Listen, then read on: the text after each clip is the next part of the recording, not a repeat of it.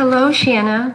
Thank you for your discussion post this week related to a motivation, emotional, or mental illness a human service worker might encounter.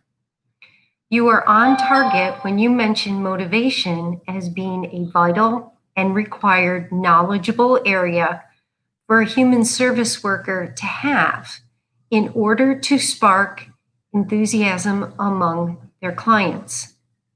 You also mentioned Maslow's hierarchy of needs, which most certainly helps us see the physiological as well as psychological needs to be attended to first while working with a client.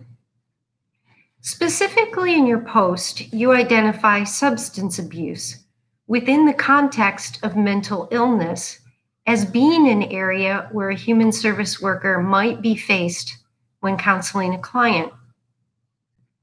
Our authors, Myers and DeWall, 2016, highlight substance abuse as being an area where a mentally ill person could turn to abusing their prescribed as well as non-prescribed medications, meaning illicit drugs, as well as alcohol as a way, as you put it, to self-medicate, page 503.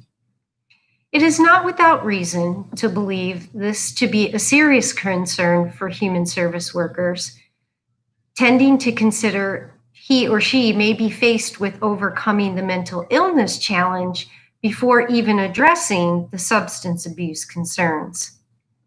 Concerns surrounding violence should be considered when substance abuse is involved. Therefore, in addition to self-medication, Myers and DeWall explain that all mental illness seldom leads to violence, and clinical predication of violence is unreliable. Most people with mental illness are nonviolent and are more likely to become victims than to be predators.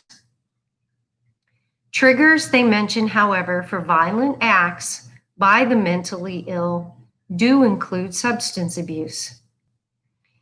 Therefore, it is truly important for human service workers to have a working knowledge of the mentally ill and substance abuse and be able to, as you mentioned, help them become clean and sober.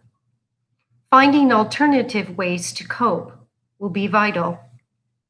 Having resources on hand for substance abuse facilities and detox centers will be imperative to helping the client into a recovery program, which hopefully will put in place ongoing support to avoid future issues.